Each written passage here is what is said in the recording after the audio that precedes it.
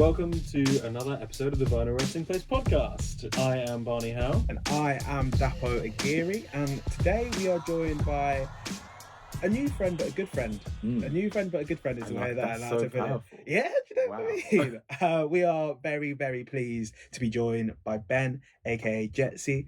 Please introduce yourself, let the people know. I'm Ben, aka J3TSY.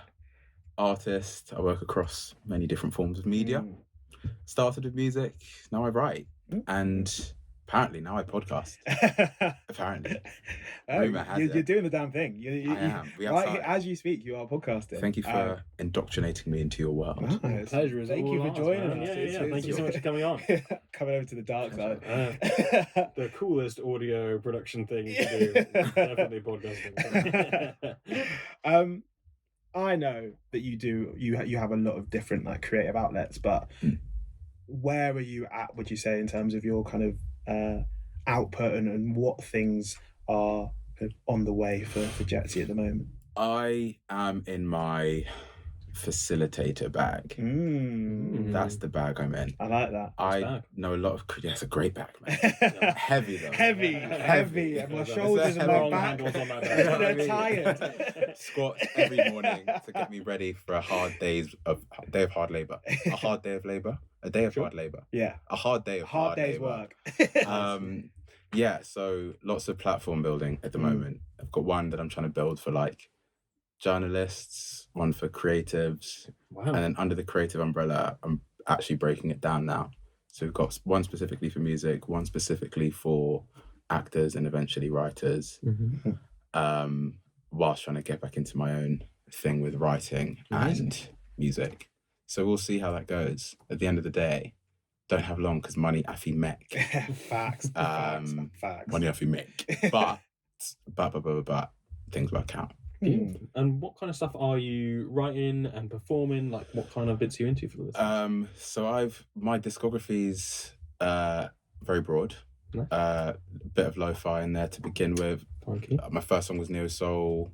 A lot of it's like chill rap. I think the first song I played for Dapo was chill rap. Yeah. And I'm moving actually into French rap. So that's the next step. Law. Oh my god. Sacre bleu. But yeah, so there'll be more on that in a month's time. But sweet. Can't say too much, but what I can say is hidden personality persona. Okay. Intriguing. This is the scoop. This is the official scoop. Yeah. Oh, this is Vinyl Resting Place exclusive. Yeah. This This is a world first. World first. Get to know. Generally. So yeah, that's hip hop and happening. Badass, dude. Very cool. Really We love people fulfilling their creative dreams. Absolutely. Wonderful to see it. Pushing Gorgeous. boundaries. Thank you. So we like to do a certain thing from time to time, and we like to kind of get to know our guests a little bit better. And this basically stemmed from, because it's been a little while since we've done this chat actually. But I had a theory through lockdown, and I think it stands to reason, but you can tell a lot about a person by their favourite flavour of crisp and what they like, what they would bring to the table as like a grab bag packet of crisps or a meal deal packet of crisps that they have on a daily basis. What would yours be? And then we'll tell you a bit more about your kind of personality and deeper ideology space. So we will read your fortune in the crisps. So there are two. One of them's not actually like a crisp. I love this. Crisp. Okay. Yes, great. I'm going to be real with you. There's actually three. So I'm going to get the first one out of the way because it's not crisp. I'm not even going to reason for them to be crisp. Yeah. Okay. But just going to get it out there that I'm a big fan of the Jacob's cream crackers and butter combination. Do you know what? Okay. Yeah. That for that me, is like my childhood. It's not crisps no, per se. as a snack. I love the addition of the butter too. Oh, you know what I mean? On their own, it's a bit dry, but with butter. Just one smear. Are we having salted or unsalted? Lightly salted. Like the gentleman. You know how I'm just how very salt burn off me. And oh god, I just really no, that's not what I meant by it. I meant distinguished, and I just clocked Anyway, Gloss over. lightly salted. All Ritz. Like I like Ritz as well. Just that those are in the same bar. bracket. Yeah. Fun And then if I'm going for a meal deal, I'll either go for is it Walker's Max, the ones that like crinkly, paprika flavored. Best favorite. Because you know what? Specifically, they fit on your tongue. Other crisps, like you have to crinkle them, but you can actually place a Walker's Max paprika chip on your tongue. Cool. And usually they bend, so you can like there's like a bright way up, and you put them on your tongue, and you can bite, and like it just disintegrates. It doesn't get in your teeth. It all falls within the right side of it. It's just architectural genius. Come on, wow. I really love I agree. that. But I am partial also to sweet and salty popcorn in a small bag. Love that. Popcorn rarely gets a mention. And I've become a big like popcorn eater, like microwave popcorn. Yeah. I'm actually kind of anti sweet and salted. Really? In the bag, yeah. Well, in the cinema I will get mixed, right? Yeah. But then when it's in the bag, it's too much sweet and not enough salt for me. I hear that. I prefer sweet to the salt though. That's a happy day for me. No, I used to be a salty boy. I'm a salty, Really? yeah. But the mix I feel like it was one day, because my mum used to make popcorn before we went to the cinema. She'd like, you know what I mean? Come on, man. Yeah, We've got the kernels at home. Why are we dropping £9 when we can have double the quality, double the quantity for a third of the price? It doesn't make sense. I mean, now we know it's not illegal. Which is hilarious. Yeah, right? What an incredible marketing scheme. Honestly. Whoever leaked that rumour, fantastic. They've cost views so much in P's. Yeah. Odeon, all of them. IMAX. The thing is, though, the giants of IMAX are falling They are. by the wayside. Bless them. I will still get. When will they have their day? I think part of being an adult for me now is the fact that I have my money to spend on cinema popcorn. You know, like, I don't get to cinema as often as I would like, maybe. But if I'm there, I'm getting my large popcorn. Even if I'm not even that hungry, I'm eating it. Just so I can be like, you know what is the only way that I could convince myself to do that is if I need to impress somebody, and by somebody I mean a date. Yeah, fair. Because I don't want to like you can't come across unless they're on it. And then you can't really bring that up in a conversation before you meet them. Just like, so how do you feel about sneaking in? You can't really do it in a charming way. No, you can't. So I would firm it for that reason and that reason, probably alone. Ooh, I'm savvy, I'm cool, I'm streetwise when I buy my snacks outside the cinema and they go, this guy's a bit of a rebel. Maybe she doesn't know it's not illegal. I like him. She's thinking he's a tough guy. He's a street tough. I'll watch the film with him. I'll be safe in the cinema with this man. It's all about He will protect me. He will protect me and our offspring. Or you could ask her what snacks she'd like. There you go. Maybe she's not a popcorn girl. There we go. Yeah. What do you like? I'm gonna pick up a few things before we arrive. Yeah. What's your favourite chocolate, sweets, anything you like? Anything I like? Oh yeah. Oh, I think we might have just cracked the code. I say cut this from the edit. Yeah, this is free game. This is free. I'm like those American Riz influencers. The Patreon section of the podcast. Yeah. We're gonna start it and then bleep it out. Subscribe to our Patreon. We've all just pulled in the last minute.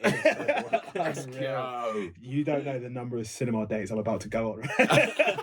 Just dropping that same line. Mr. BAFTA. Yeah. Mr. BAFTA. Oh, I'm dead. I like it. Those are good snack choices. I actually am not against any of them. I'm not the biggest paprika fan. I like it as a spice. I like it in my food and stuff. But I feel like as a flavour, it's a little bit weak for me at points. I feel like there are stronger crisps out there. I think they're the best crisps going. I'm a really strong, as you've worked out. I'm a pretty strong fan of the paprika, but but they are salted. Yes, I love salt. So it's not just paprika. It's like salty crisp, but with a bit of Yeah, you know what I mean? So it's been a long time since I've been to Paprika Crisp Town. Maybe I should revisit. They're waiting get a one-way ticket, mate. Please do. I'll call my guy and he'll take the room.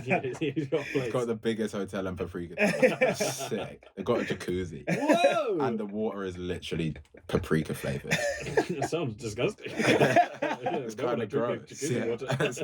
I don't swim. I don't swim. If you want to, you can.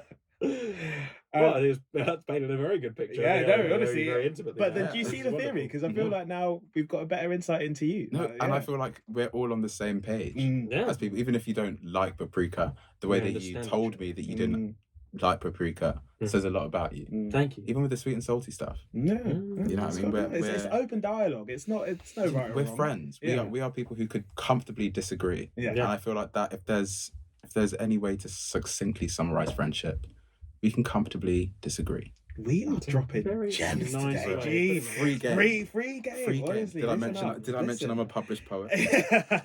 And my book went top 10 in its category. Last year. Yeah, I said that. We've got Did you see what I done? Yeah. Sorry.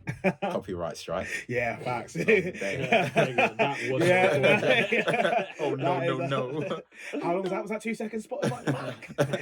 Finito. PRS. Absolutely. Tell us, well, before we get into the pod itself, I'd like to hear more about your poetry. So you're such a creative, a broadly creative person. Tell us about the little poetry facet. What's going on there?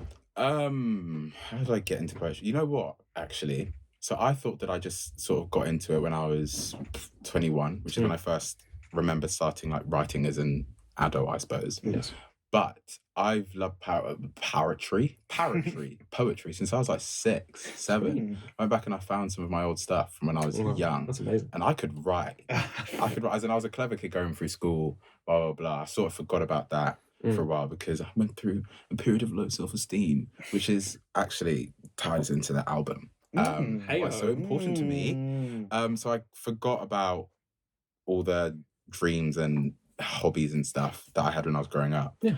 And then got back into writing poetry, even though I've always, I guess, been a poet. Yeah. And I started writing first lockdown.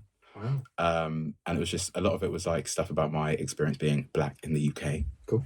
I parked it. And then, you know the TV show Countdown? I do, yeah. So I applied, great TV show. I applied to go on it. I went on it. And I didn't have time to, I didn't have time to revise Countdown. So I said, okay, I'm going to give myself something. So I announced my book title on my Countdown episode. And then that gave me 6 weeks from the episode recording to the episode airing to write and publish my book, which I did. That's amazing. So it was like, I was literally writing on the tube, stood up on my way into work. That's so cool. It was insane. How'd you do on Countdown? Yeah, the question was going to come. Well, it's the perfect story. It's the best way to lose. The guy I played against is the record breaker. What records? Highest point score ever on the show. No way. The only guy ever to go unbeaten in his first 8 games. Wow. And to score in every round. And I was his last game. It was a very good episode. Fed you to the lions there. I got out. I got into the studio. It rained on, so my hair had been blow dried. Mumsy had sorted it out the day before. Nice, thank you. Manchester, rain, no umbrella. Pull up to the studio. My chest shrank. I'm vexed. I'm wet. I'm soaking. Pull up into the studio, and they tell me who I'm playing against. And then they have like, it's sort of like a studio like this, but like a really small changing room. And they had like a little TV in the corner, and they were shooting the episode before whilst I was getting ready. Cool. And the guy, unprovoked, declared Neuromast for 7 in a regular round. I was like, you what? I got a mount for 7. He declared Neuromast for 9. Just off the cuff. I was like, this is a special man. Yeah, that's amazing. But we actually became friends. We actually podcasted like a few months after the show. He won the series, and he's just a top guy. He had a BBC News run and stuff because he broke the record, and it was like a 16-year record. But yeah, that's my story. Yeah, that's honestly fascinating. Yeah. Really enjoyed that story. That was really cool. Yeah. There we go. Wow. More where that came. Yeah. Stay tuned. If I have nothing, I have stories. I guess we should get onto the album and the stories that are based off that. Can you tell the people at home and actually tell me and Barney? So as you could tell from Ben's crisp choices, he had a few different avenues that he wanted to go down, and he took a bit of time to land on his vinyl resting place. So can you let us know which album you've chosen and a little bit as to why? So my album is Dead and Born and Grown by the Staves. I chose that album because it's just a comfort album. It's I feel like if I had to take, which is the point, right? If you had to listen to one album, take one album with you wherever you went forever, that would be my album. It's just home. Beautiful. Yeah. How did you find the album? Because it was something that I'd never heard before. I hadn't heard of the Staves at all. But where did you find it? How did you find it? Really, really funny. It was well, it wasn't that funny actually. It's a terrible time in my life, but it was a rough time, and I was between moving schools, and I had a crush on somebody from my old school. Nice. Talking to her at the time. And she told me about this song. And I was like, what's this song? I was like, I've never heard of them. So she sent me the link to a YouTube video. And the song was for Facing West, which is on the album. Yes. And I watched the music video and I just loved the music. Like it just hit my ears perfectly. I was like, this is stunning. And this was when torrenting was like a thing. So instead of like just what a time. 2012. Bit torrent, let's go. I was like, woohoo. So instead of going and downloading the song from a YouTube to Thingy Ripper, which meant that you had like the weird song titles on your phone and stuff, I was like, no, I'm going to torrent the album. Nice. I'm a classy man. Nice, very good. So I found the name of the album and downloaded the whole thing and listened to it through. And it was like being bathed in warm, lilac, lavender-scented water. And it was perfectly warm. And it's exactly what I needed. And I just kept listening to it. And 13 years on now. About 13 years on. Yeah. Or maybe no, about 12 years on, yeah. I still love the album. And I've gone to see them perform twice, once, because they're from Watford. I'm from Watford. So it's just a funny coincidence. Big up Watford. Big up Watford. Come on. W Town, let's go. Throwing up W's, you know what I mean? Watford, Warwick University, and Wakanda Forever. Oh, come on. Come on, W's. Only dubs. Turn me up. Only dubs. But yeah, so I found out years after I started listening to them that they were from Watford. And they did like a homecoming performance gig, huge in a park. So I went to go watch that. And I was like, oh. And they're like, we've got this song, we've got this album. I'm sure that nobody knows. I was like, I know it. But I was like, the only black guy there. Obviously, like, it's like for those listening, they're a folk group. They were a trio. They're now a duo. And more recently, I went to go see them in Brighton in November. Train strikes. I nearly died for that performance. To be honest, I had no money in my pocket. Yikes. I had to do what I had to do. Yeah. Sometimes the music calls. The music called Sometimes me. the music calls. And I listened, man. Yeah. I had a really good time. But they're just so, I just love their sound. How does their music carry like in a live setting? Because especially the one in the park, I would find that potentially their softer, more airy vocals wouldn't translate well to a big. You know what? It's because they hit the notes so cleanly. It's like, how do I put it?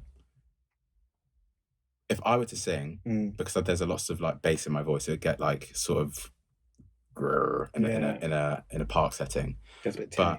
Exactly. But with them, they probably turn the mics up and they just hit the notes dead on, and their harmonies are insanity. Yeah, harmonies on this album are they're tight as hell. Clean like time level, clean as anything. Like insane. Oh, from the first song, was it Wisely and Slow? And there's a 2-second pause before they start with Wisely and Slow as well. When you press play, and it's like a brother, and I was like, oh. Yeah, nuts.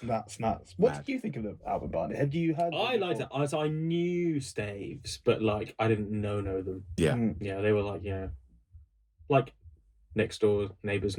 Yeah. So I've heard them before on the radio and stuff, and they're much more in my wheelhouse in terms of sound. Yeah, like I'm a huge fan of like the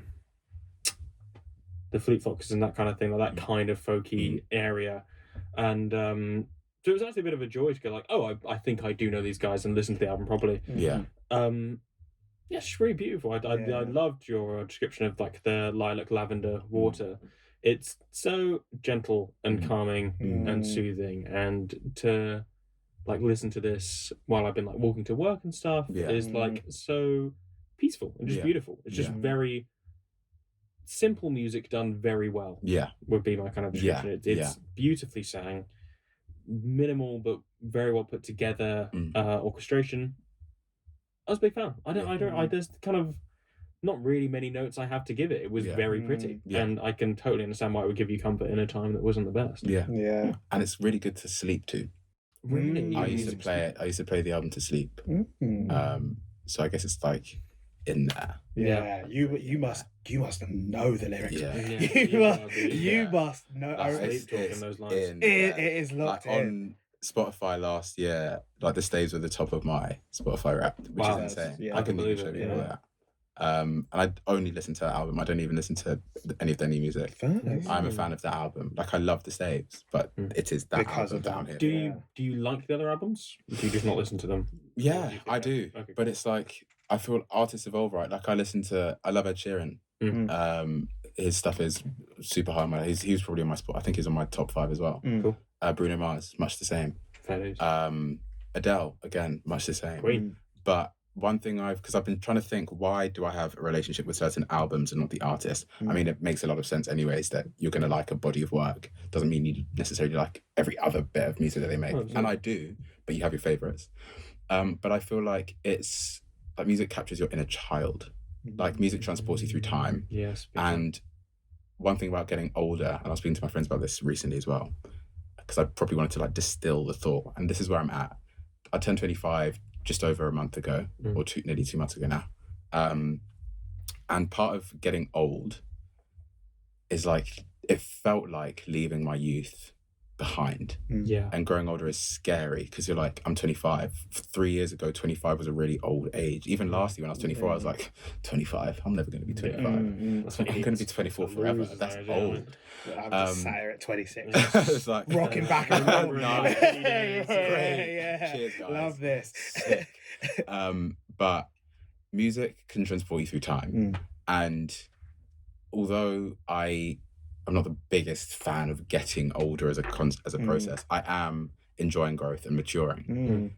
But music can take you back to your youth. Like I still feel, I can remember where I was and the kind of environments that I was in when I was listening to their music. Same with Bruno Mars. Same with Ed Sheeran stuff as well. And like Now 82, which I'm pretty sure is like 2012. I listen to like, you've got like Dark Horse on there and Payphone and One More Night, and I think Starships might have been the year after. But like that era what of music, time of life, like you know what I mean. It's just like Bruno Mars had just come out with Doo-Wops and Hooligans. So that was the era for me. That was peak music. That in 2016. And listening back to it takes you back to those feelings. It just fires off those neurons in your brain that give you those feelings. So it's almost like time travel. So I don't listen to a lot of new music actually. That's very so I'm very uncultured, objectively speaking, when it comes to like rap, especially because I never really listen. I mean, I listen to folk music because it just sounds nice on my ears. And also coming to realize that I'm on the spectrum. There's certain sounds that work with my ears and certain sounds that work less. And the Staves just, there's a part of my brain that just craves Disney music as well, actually. Like I listen to a lot of Disney music. I just love it. It's just, it's built for my brain. So the Staves are built for my brain. Oh, that's beautiful. That's You're it, meant man. for each other. Nice. In the least parasocial way possible. Please, if you ever hear this. Gosh. How does that kind of sink in with you as an artist? So what you listen to is quite varied, and it comes from a place of like contentment. Like it's not about taking necessarily influences, but what makes me feel good. How do you then like translate that into your music so that what you make, I mean, it may not even be a consideration for you, but so that what you make has that effect on you as well? Like you want to put out stuff that ticks that same space that the Staves does.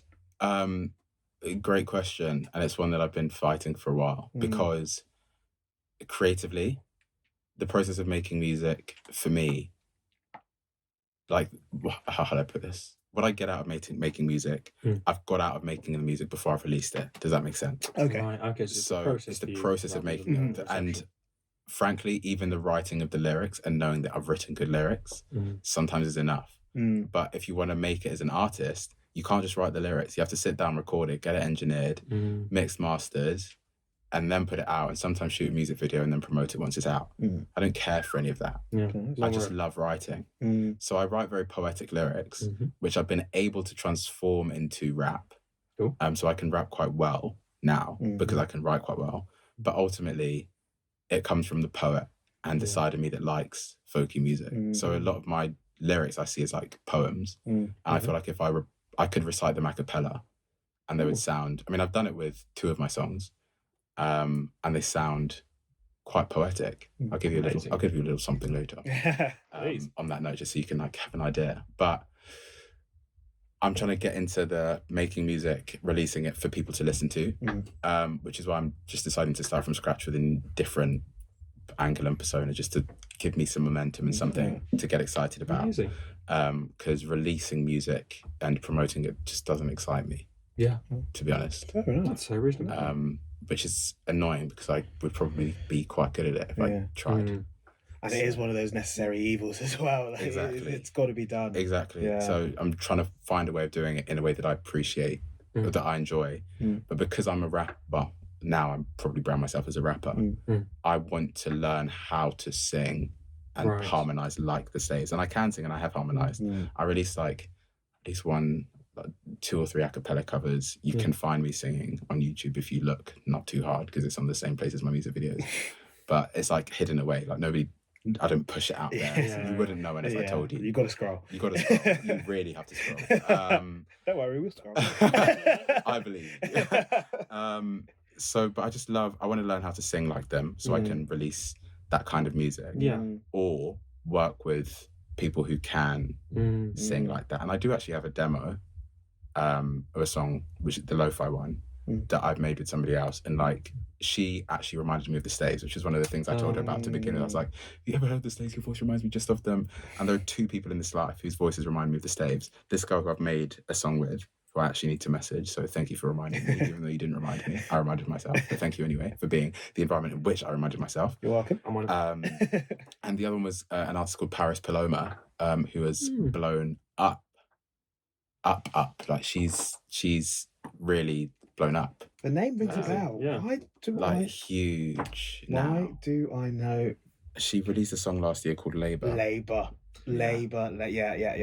Do you hold her in the same regard that you do the Staves, or is she more of a, this is cool, but it's not different with Paris? Because I actually reached out to Paris before she'd released her first song. So this would have been 2020. Wow. 2020. So her first song was called Narcissus. Cool. And the algorithm put her on my page. I think we have a mutual who put her on a story, and I had a look and I was like, wow, like this is actual music. And I was like, you're actually so good. And then I started a magazine a few years ago, which is the one that I'm restarting now. And Paris was actually in the first issue.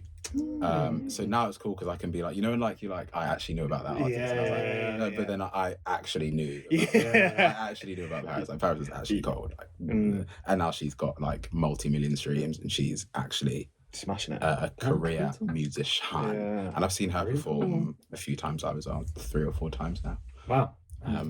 She was also, imagine, performing in Brighton on the same day as the Staves. So I went down to actually catch both of them. Oh my God. In my jobless fanboy energy. Fun employment. Precisely. Yeah. But it was great. Oh, that's unreal. With your rapping and your poetry, do you do you try and think, not how would the Staves do this, but like, do you kind of replicate their kind of sound? Does it feed into a wider pool of creative influence? I think it feeds into a wider pool of creative influence in the simple but excellent manner in which they go about making their music. At least this specific album. Now they use a few more instruments, as I understand. I actually just don't really listen to new stuff. Music. Go back to your roots. My God, you lost yourself. But they're making money now, so it's cool. But I would say that just minimalism is sometimes okay. Like 3 voices and a guitar can make music that sounds like that. So I guess it's like, are either of you into football? Yes. No. Iron Robbins left foot cutting. Cool. Like just a signature of course. move. Yeah. Like, is that some kind of a dish or? Naturally, yeah. Think of like a signature move. Think of like a Bruce Lee like signature chop. Right. Okay. Just have your thing and just do it. I think I do a lot of different things. So I've tried to work out what it is about J3TSY that makes a J3TSY song a J3TSY song, because it's not genre. Because you could give me a drill beat and I could shell it. You could give me a lo-fi beat and I could shell it. My first song was Neo Soul. So it's not the genre of the music. What makes a J3TSY song a J3TSY song? And it's the way that I write and like my lyricism. So where I'll never be able to sing like the Staves, I will be able to write better than most people that I know. And that's where I need to hone my skills. Beautiful. And that's like multimedia, that's books, that's plays, that's films, that's articles. And is that, do you have, sorry, I'm just interrogating you about yourself a moment. Do you have like a dream media that you're yet to make something in? Like, would you love to make a film? Is that the pinnacle? That is the answer, film, 100%. I feel like everything eventually, for me, leads back to film. Yeah. Writing, music, fashion, photography / videography. Yeah. Film embodies all of that. Good. So film is 100%, I think. Even acting. I've been told that I should, and I think I'm going to find a way to act in something this year. Maybe something I write. Just be brave and go get it. Go for it. Go do it. It's interesting you say the way you describe a film is exactly the way I look at music.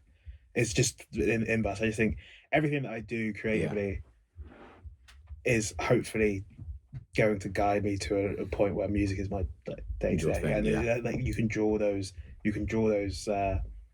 parallels in any way. Like I do a bit of play. I've written a couple of plays, and the thing that I enjoy the most of it is soundtracking it and like see it being like I wrote a jukebox musical, but just because it was good, absolutely battered, and just the things just came into my mind, and then I was like, well, why don't I just try? And then it builds from there, and I just think it's hopefully for people listening inspiring that there are avenues for you to get to the end goal that doesn't have to be just you doing that one thing for the next 25 years hoping it sticks. Like there are different routes and paths that you can take to get there. And I feel like I'm saying we because we is the word to use in this context. But the collaborating with like-minded people is so essential. I think last year there were I had too many friends. The violins are out. But I think I gave my time and energy to a lot of the wrong people. That's the best way to phrase it. Who I called my friends, who I probably saw as friends who I really liked, but they definitely didn't hold me in the same regard. But they did recognize the fact that I am a good friend.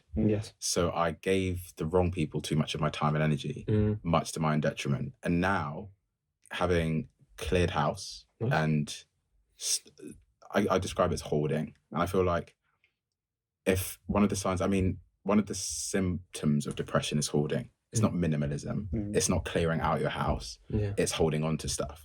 So if people who are depressed tend to hoard physically, and you can see it in their physical space, often the physical space is a manifestation of what's going on in one's head.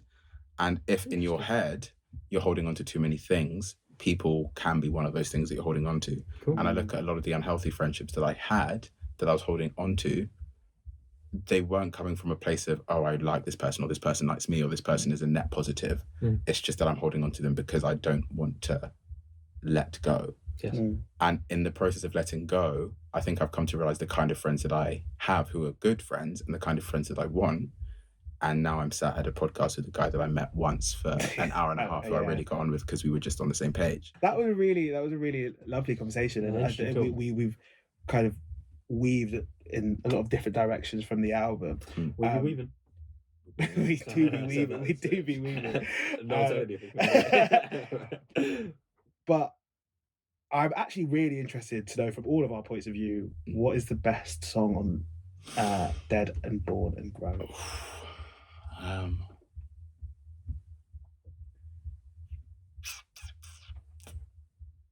Tough one. So Facing West was my introduction. Dead and Born and Grown is a good song. Yeah. Yes. God, and I know I'll see you again in the long run. In the long run, yeah. Mm-hmm. In the long Mate, they're just all. this is so hard. Yeah. If I had to choose one song, in fact, let me look at. Go for it. Yeah. I'm actually going to look at the track list, and I'm going to give you a more informed answer. Please go for it. Because they're just all. Because I listen to it as a body. It's like picking your favorite child. We say that a lot. But Sophie's choice. I know that my parents, if they had to, would definitely be able to choose. In your favour or not? I mean, my sister's pretty cool. I'm not mad. Fair enough. I'd probably resign myself to that fate as well. Really? My brother's not. I wouldn't say favourite. I don't think my parents pick favourites, but my brother's like he's got a marriage couple. Yeah, he's just he's just kind of smashing life, like, and you can't hate that. We want to see your people up. True. It's just at my expense. You're the plus one. Everyone's like, so when will you marry? Focus on you, bro. Yeah. Where's your husband? Yeah, exactly. I'm gonna go with In the Long Run X Facing West. Okay, those Beautiful. Are two very good options. I think. Great calls. Great calls. Barney? Winter Trees. Winter Trees. Winter Trees. Winter Trees. Beautiful. Winter Trees. Have you seen the music video for Winter Trees? I haven't. No. It is quite something. Well, there you go. It's really disconcerting, actually. I don't enjoy. I like it as a body of work. Yes. Yeah. But watching it gives me like the whole. Ooh, okay. Yeah, I'm like, it's kind of creepy. Yeah, it was a very visual song. I like visual songs. I think I'm with you on the film train compared to Dapo's music train. I love when lyrics paint a picture in that way, and for me, I just really, I was there for this song. I was like, I know exactly what you're saying. Oh, you might be swaying me. And the feeling it gave me it just imbued me. I really. Sometimes a song. I want to get my words right here. Sometimes a song really grounds you, or just makes you very aware of where you are in yourself and in the physical reality of the world as well. And for me, Winter Trees was one of those songs. Yeah. And it's such a joy to stumble across that kind of thing. So thank you for that. Really enjoyed that. Also, shout out to Mexico. Yeah. Which was the song I realised that I knew from it. To Mexico. I said it's the place to go. Yeah, there we go. Yeah, that was lovely. Thank you. So Winter Tree, shout out Mexico would be my answer. Fairs. Mr. Agiri? I think titular track, Dead and Born and Grown, I think is a beautiful, beautiful song. Beautiful, beautiful song. But I would say my favourite is Wisely and Slow. I think there's always something to be said for like your introduction to it, and obviously I would just listen to the album first way through, so this was going to be my introduction to it. But often I listen to an album for the first time and I'm like, okay, this is nice, and I'm waiting for like a moment where I'm taken aback and I'm like, oh, actually I should focus up and listen to this song, or I should focus up and listen to this. And to have that 3 seconds into the album was quite a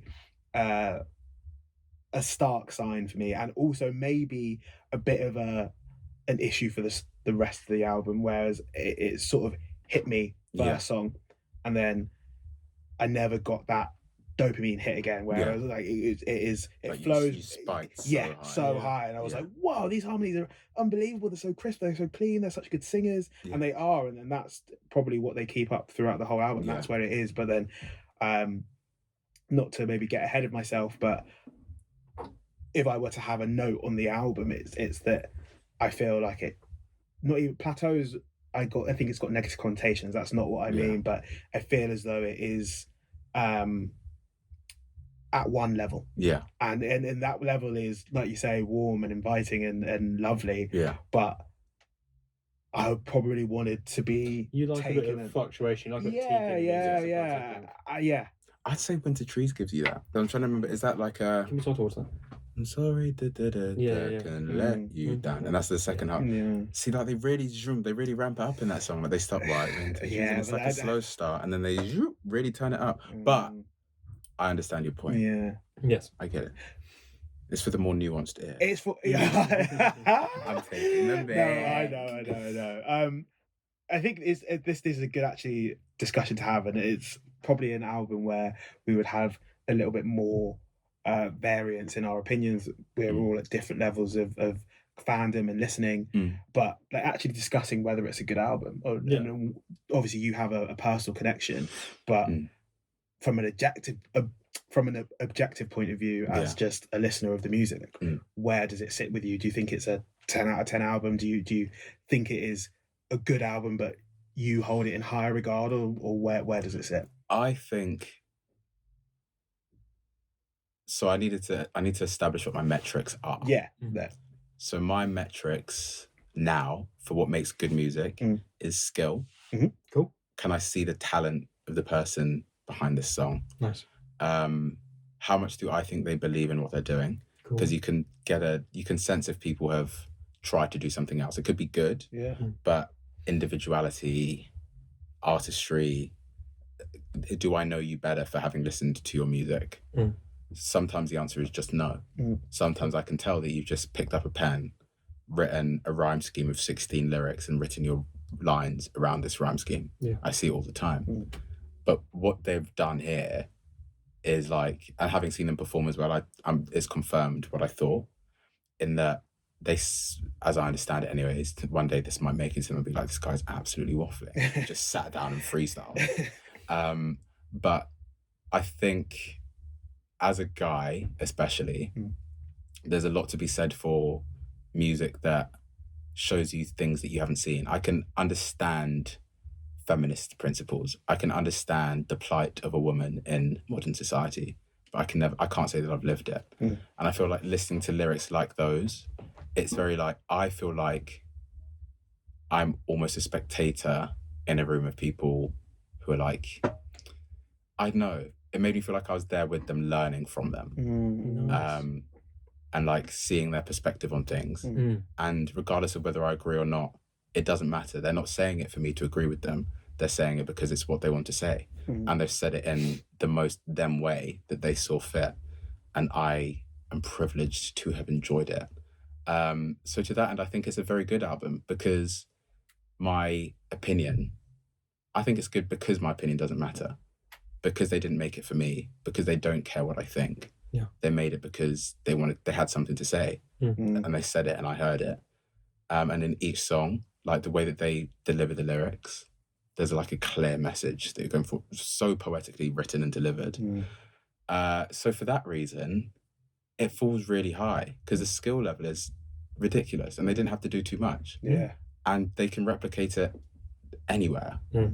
Like with a guitar in a pub, on a huge stage, on a smaller stage.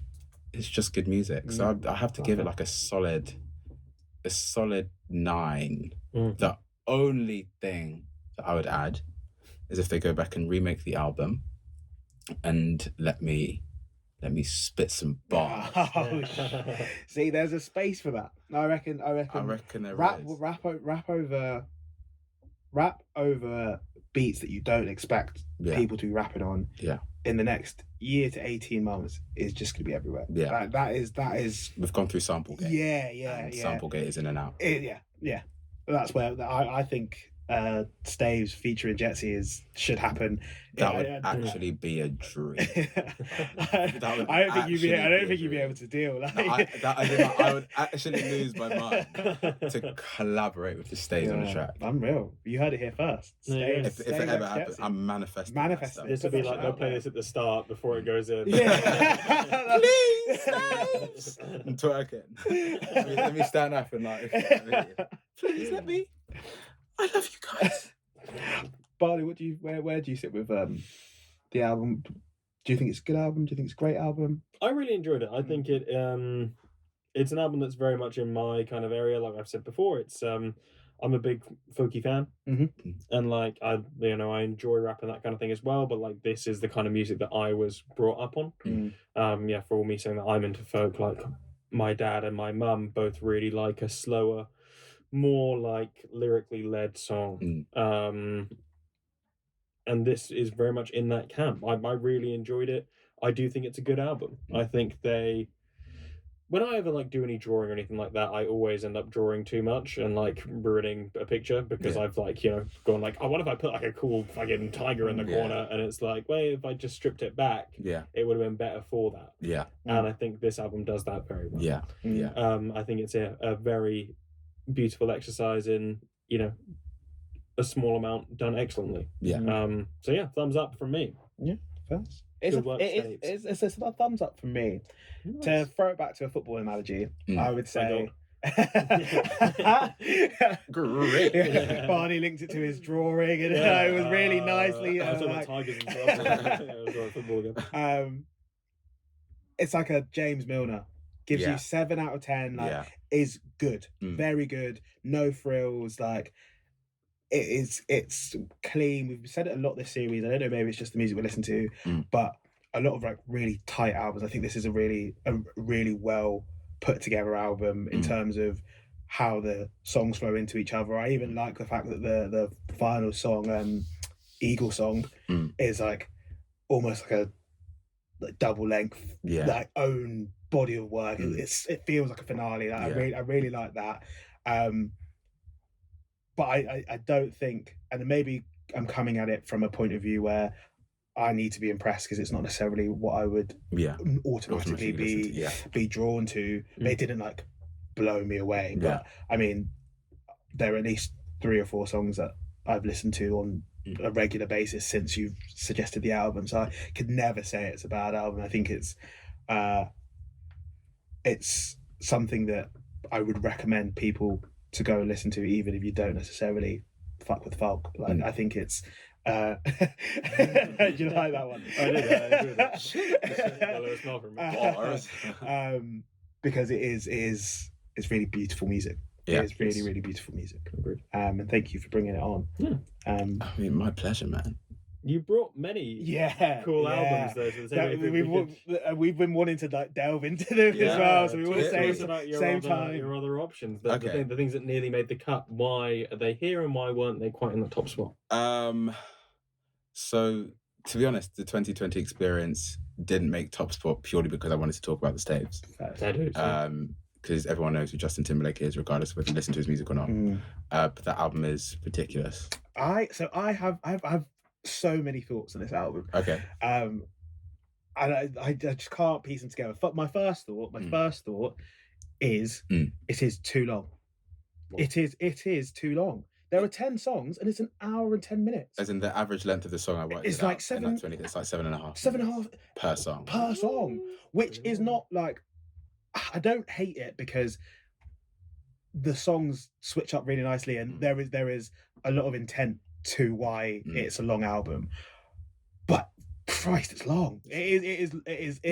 And I'm used to like the radio edits of, especially like the main tunes of Suit and Tie and Mirrors.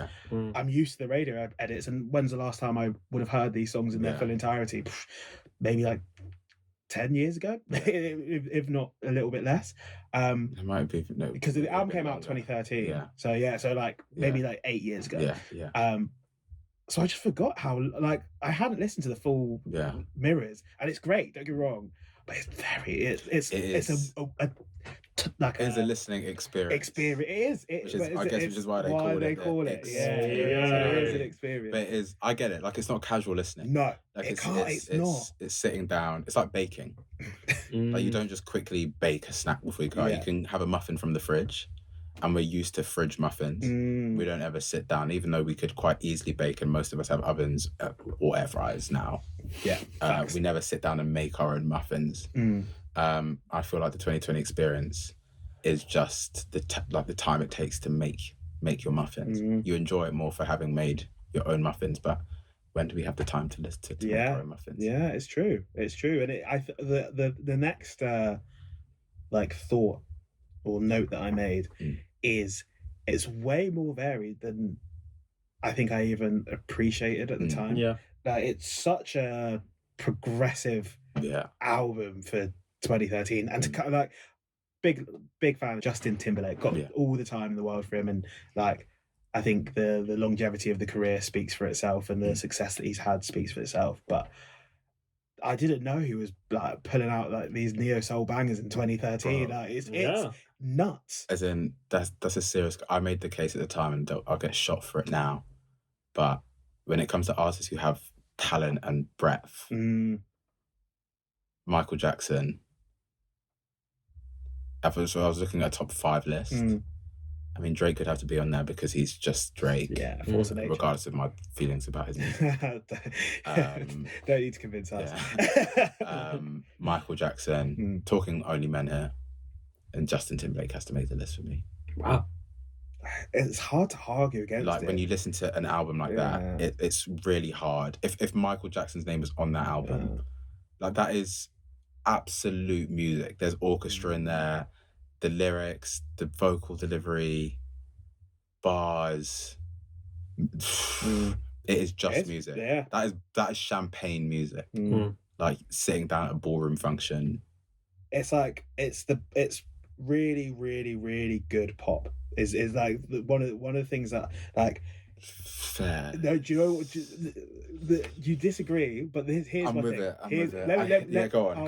Let me elaborate, because there is a point in time where you, in your career as an artist, where you are kind of, I think we were talking about this with Lemzi as well, but like making music for yourself and making what you want, and then still appealing to the masses of audience that you have amassed over the throughout your career.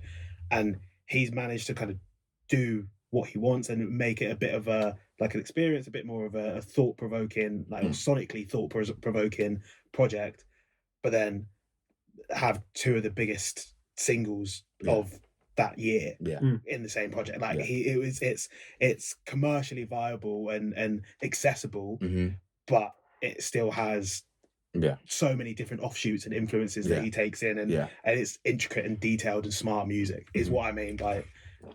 It's really that it's we're aligned.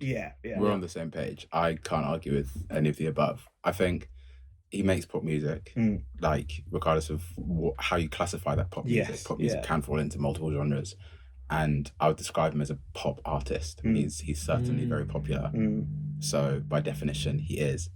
But I feel like this album, very good pop.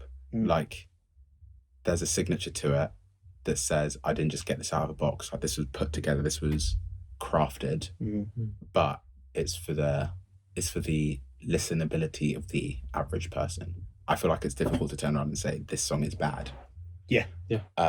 So it wasn't particularly risky. It was just excellent. We don't normally do this for recommendations, but what is the best song on this album? Thoughts? Mirrors. Mirrors is very good. I don't know the album as well as I should. Pusha Love Girl. Interesting. I think it's Strawberry Bubblegum.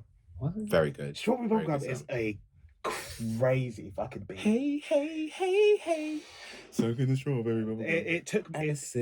It took me by surprise a little bit. And I would have said I think Mirrors is, like, it stands the test of time. It's a really great song.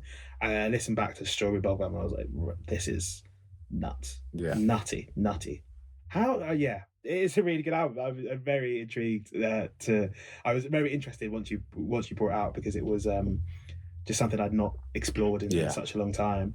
The other thing that me and Barney were both very excited to just explore, because it's not an album we would get often. It is the Greatest Showman Reimagined. Reimagined specifically. What's wrong with Hugh Jackman? Nothing's wrong with Hugh Why Jackman. Are you beefing Hugh? Why can't he get on the track anymore? He's a top man. I bet Hugh Jackman is Wolverine. He's the songman of our generation. That's what he is. He's Wolverine. I can still hear his versions of the songs when I think about the album, so he's not lost in my mind. And I'm pretty sure that the Reimagined tape has both versions on them. I feel like they've got the Reimagined, and if you scroll to the bottom, it's got the Hugh Jackman version. So if you shuffle the album, which I do Hugh from time to time, I do hear some Hugh.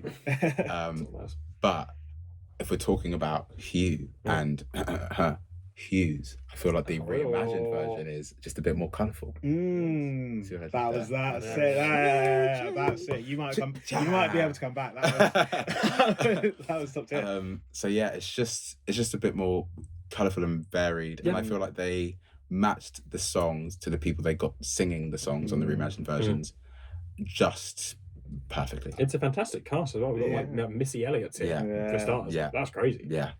It's such a like wide, eclectic group of artists as well. Like I just I like The Greatest Showman. I think it's a really good film, and I think the soundtrack for it is banging. But I had no idea this existed. You know, I've never seen the film. Hilarious, right? Bro, what? That's kind of mental. Hilarious. You've never seen the film? I've never seen the film. I don't really care to. You've lost me here. So the film came and went. Yeah. I was just like, whatever. I was at uni. I didn't really care much for it. But there were A Million Dreams. Yeah. It's just a sensational song. You know, I like the Staves. A Million Dreams falls into that category of music. Particularly the stripped back version. So I went back and listened to that. I love High School Musical. Cool. The soundtrack is for the first song. I don't really like the other two so much, but the first song soundtrack, I annoyed my housemates a lot. I would agree. Yeah, it's High School Musical too. Like it's better music, but the first. It's High School Musical. It's just High School Musical. Man. Yeah, I get that's that. home. That is ends. But you know Bet on It is one of the best songs to come out of Disney Channel with. Real, I can't. No, you are right. Yeah. Bop to the Top, is that 2 or is that 1? That's 1. Is that 1? That's 1. Oh, then I cooked, man. There. Stay there, man. You can say that flipping water park. I'm still at East High, you know what I mean? Wildcats on my chest, tattoo it on my back. But yeah, it's just so that genre of music, like my guilty pleasure, which was one of the things we brought up, is a song called "Can't Stop Singing" by Ross Lynch, and you'll hear it. And you'll understand why it's a guilty pleasure. It was an interesting listen. Yeah, it's quite something. But I found the soundtrack independently of the film. So I listened to the soundtrack and like slowly got into it more and more, and I was like, this is just great music. And it's good for like cleaning my room and stuff. Because I always need like a soundtrack for that kind of thing. And then I found the reimagined version, and I've seen Panic at the Disco live at the O2. Wow, that was cool. Mate, Brendan Urie's voice. He is mental. It is insane. He is the songwriter of the gym. I nearly fell backwards. I performed. Did I perform it in the end? Death of a Bachelor. I think I did. It's one of the first songs I performed in front of people. How long ago was this? That's a big ask. Oh my gosh! You didn't start easy. It was screwy. I was like, this is not possible. My voice just doesn't go. When did I perform? It would have been 2016, December time, 2016, perhaps beginning of 2017. But wow, that's a lot of years. Yeah, that's a lot of years ago. The only reason I asked is just because like you're yet to perform as an artist, like as J3TSY, so be interesting to. I was interested to know where the first performance was to where the first like artist performance was. Okay, so my first performance was at school, GCSE year, so that would have been 2015. Cool. Superstitious by Stevie Wonder. I did it for a bet. We had like a house, like a school competition, and each house had to have a singer. So I was like, I'll pay 20 quid if you perform. And I was like, I kind of wanted to perform, but I didn't have enough of a reason to perform. And then he put 20 quid in front of me, and I was 15, and I was like, yes, like 16 actually. So yeah, that was my first performance, and it went really well. And I was like, oh my gosh, I loved the nerves were crazy, but I wasn't like, I was a bit of a polarizing character at school, if you will. And I knew that if I messed up, even like a simple voice crack, I could not have lived it down. Yeah. So I got up on stage and I actually killed it. Nice. And all the people who like would have absolutely loved to rip the shit out of me came and said that I performed really well. So I was like, safe boys. Ben, you sing. You know what I mean? Nice. And then the following year I performed Billionaire X Ordinary People. We mashed it up. I was like, I love both songs, I can't pick, so we made both happen. Not my strongest. And then the following year we performed everything that kills me makes me feel alive. Baby, I've been Counting Stars, One Republic. I was trying to remember the name. Jeez, what? Counting Stars, One Republic. One Republic. That was music. And then I didn't perform anything for 3 years. I'd left school, I had no reason. Then I made it to Paris, open mic at a jazz bar, performed Superstition again because it was jazz and I knew the song. And then I performed, they asked me to freestyle. It was fine, not my finest, but it's whatever. And then Happy by Pharrell. And then nothing, because we went into lockdown. That was end of 2019, beginning of 2020. And just before I came back from Paris, I performed at the Eiffel Tower, Stand By Me, with a busker, which is on my Instagram actually. And that's actually where my artist journey started.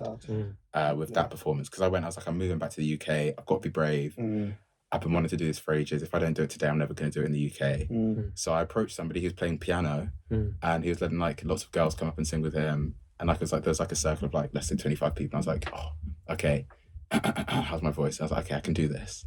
So I went up to him and I asked him, hi, like, can I sing like if you're taking performances? And he looked me up and down and he's like, no. And I was like, mate, this is so peak. That's tough. This is a horrible feeling right now. This is like a 0% top madness, you know what I mean? The words weren't even Englishing. I couldn't believe what was happening to me. I was like, this is peak.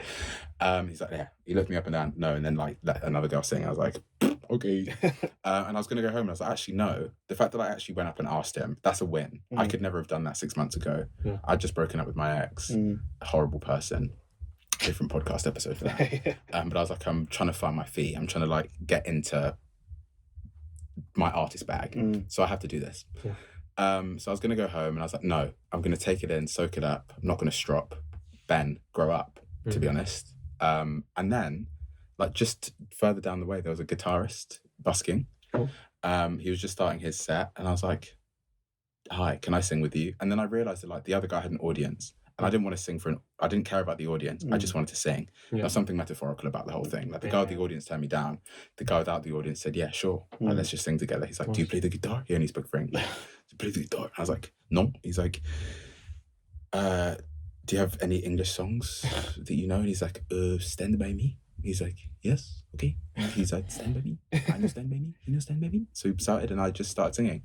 This couple recorded and I put it on my Instagram. And it like, it didn't blow up per se, but that's what got me going. People like, Ben, you sing, what on earth?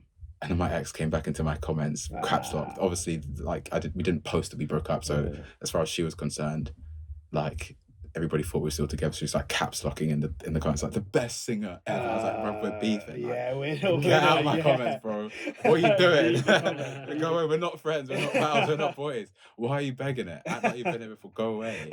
Where was all this energy when I was actually trying to do it for like the last 2 years? Loser.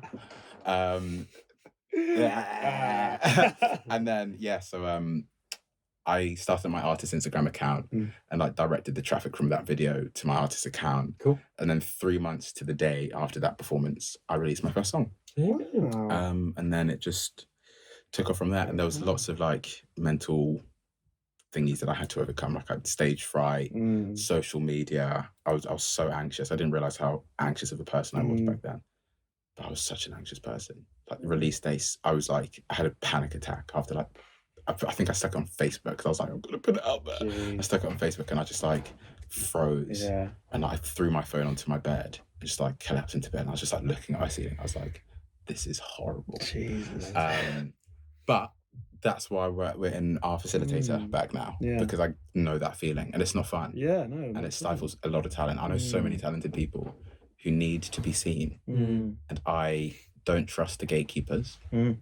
So I want to become one so I can do it properly. Yeah, cool, for sure. Boom. That was a really nice way to wrap up. Before we do go, I think it's worth shouting out about anything coming up. Like, we'll have all of Ben's links in the bio and all of that. We do all that promo, but you do a lot of exciting things. So anything that we should keep an eye out, where are we going to be seeing your face in the upcoming weeks and months? Where are you going to be seeing my face? So these are more manifestations than plans. Cool. But by the end of this calendar year is way too long, man. We've got 10 months. Yeah. Let's say within 4. Because why not? 4's a great number. Yeah. Even. You know what I mean? Two twos. Yeah. 2 times 2. You know what I'm saying? I'm gonna say I would love to have performed in something with my face. Nice. I'd love to have released 2 EPs. Launched the next issue of my mag. And published my second book. Wow. Amazing. Wow. 4 months. In the next 4 months. I mean, what did he say? It's the 11th today. Today is the 11th. Yeah. March, April, May. And it's a leap year, so you get an extra day. You've got plenty of time. Knowing me, it's gonna come down to the last 24 hours. So I will need that 29th of February. Thank God. Thank God. Thank God. So yeah, that's what I would like to get done. And also, it'll be fun to work with you guys on something. I don't know what it's going to be. It might be an event. Yeah. It might be an episode where I run you through artists that I know. Yeah, Putting the man them on. Yeah. Because there's some serious shizzle and nizzle. You know what I mean? What does that even mean? I literally watched you cut yourself. I was like, what? I just say things. That's I'm like, saying it. dude, okay, that's not English. But it felt profound. No, that's really exciting. I mean, in terms of working with us, for sure. I mean, this won't be the last time you see Ben on this platform. Fingers crossed if he'll come back. If you'll have me. But you have lofty plans, but I think that's exciting, and it sounds like you're the sort of person who is driven and motivates yourself by putting deadlines and things in place. So I hope the next 4 months are going to be as exciting as they sound as you explain them to us. More power to you for actually doing the damn thing, you know? Thank you. And like, what are you guys doing? No one ever asked us what we're doing. I want to know. I want to know. Dan, you want to kick it off? You go first, man. A lot more of this, hopefully. Yeah. A lot more of this. I think for me, the biggest stuff is with Jared, with For Now. Very exciting year coming, and fuck it, I never plug Jared on here. Art Thief, the album, comes out this year. It does. Soon, right? Soon. That's going to be out end of this month. Yeah. So this pod will come out after. So it's already out now. So you should be purchasing the vinyl, buying tickets to the show. 14th of March is the album release party, and maybe, who knows, there might be a little tour coming. But we'll see. We'll see it. That is need to know basis. If you want somebody to open an underground artist up and coming, we could definitely chat about that. Slap my discography in front of you. And you can pick and choose. I've got a song called Doc Martens. There you go. Cool. I like those shoes. I love the song. Focusing on my thing. Doc Martens on my feet. The only DMs that I slide in. Hey, that's good. That's cool. Think about it. Let it land. What are you doing, Barney? I might go back to my stand-up comedy. That is exactly what I wanted to hear. I was doing that last year. It was a great time, and then I got a new job, and I kind of went to focus on that. But we're settled in that now. I'm comfy at that job, so yeah, I think it could be time to get some more bloody yucks. And tell me a joke. Oh my god, this is a nightmare. I was like, do you speak French? Speak French to me. Bonjour. It's not a joke, but something mental that I just remembered is that Justin Timberlake, he invented the phrase wardrobe malfunction. Did he? Yeah, that's true. That's a fact. I think you're lying. Why? I believe him. We run a business together, and you're telling me I'm Justin, how did he invent wardrobe malfunction? So it was that time he was at that Super Bowl with Janet Jackson, and the nipple came out. The nipple came out, and he said, "I'm very sorry to everyone for that wardrobe malfunction," and that was the first time that phrase had been used. I don't know if that's true, but then it just makes sense because you know what it is. It's like it feels quite recent in the zeitgeist. Yeah, it doesn't feel like a thing that's been around for centuries or decades. I don't know. Wardrobe malfunction etymology. Also because the use of the word wardrobe in a non-furniture context. Barney, you might be right. It doesn't. I'm telling you. No, I believe you. I believe it. Yeah, spot on right. Because if you used, it's February. Like, let me Google. No, it's true because they'd have said like costume malfunction or an outfit malfunction. Yeah. They would never have said a wardrobe malfunction because a wardrobe malfunction would have been specifically for the wardrobe unit as a unit of furniture. So they wouldn't have used it in any other context. They would have taken a Maverick. Yeah. And Justin Timberlake he's a Maverick. And on that note, thank you. I believed you from the jump, by the way. I appreciate you, Ben. Appreciate. That's a word. That's a new one. I like. That's you the invented next that. That's the next wardrobe malfunction. malfunction. A room full of mavericks. Thank you so much to our listeners for tuning in again this week. We'll see you next week. Thank you so much to Ben for joining us. Thank you for having. This was so fun. I'm glad. We have to do this again. Yeah, we will. We had fun. We did. Yeah, amazing. Great. Thanks for listening. Take care. Peace. See ya. Ich bin auf der Straße. Komm raus.